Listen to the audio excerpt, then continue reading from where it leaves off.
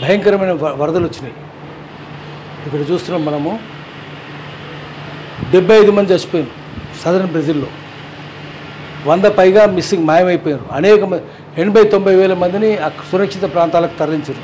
అనేక పల్ల ప్రాంతాలంతా జలమయమైపోయినాయి. ఎందుకు జరిగింది? రియో గ్రేడ్లో కూడా అదే జరిగింది, డీసోల్లో కూడా అదే జరిగింది.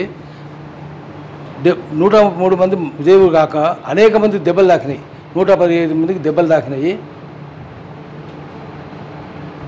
88,000 మందిని రక్షించాల్సి వచ్చింది.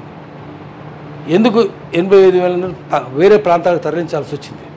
తర్వాత స్కూల్ బంద్ అయినాయి, కానీ స్కూళ్ళల్లో, వ్యాయామశాలల్లో, తాత్కాలిక షెల్టర్స్లో 16,000 మంది రక్షణ తీసుకోవాల్సి వచ్చింది. ఇంత భయంకరంగా ఎందుకుంటున్నది పరిస్థితి?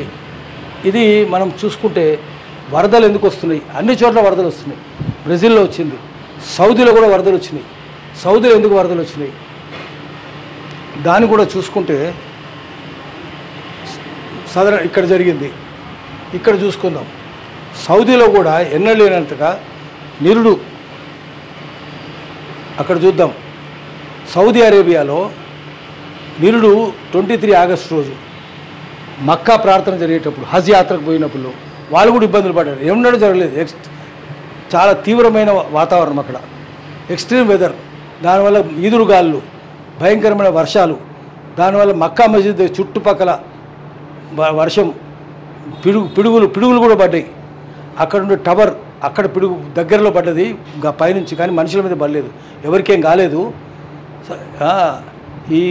ఇదింత పరిస్థితుల్లో చాలామంది తడిసిపోయి ముద్దయిపోయినారు ప్రార్థన చేసేవాళ్ళు. అక్కడ కూడా ఎందుకు జరిగింది? అయితే వీళ్ళు ఇక్కడ అక్కడ అన్ని చోట్ల ఇదే పరిస్థితి ఉంది. ప్రపంచవ్యాప్తంగా ఈ పరిస్థితి ఉంది.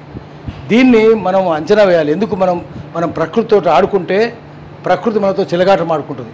ప్రకృతితో ఆడుకోవద్దు. మనం ప్రకృతిని ప్రేమిద్దాం, ప్రకృతిని కాపాడుకుందాం.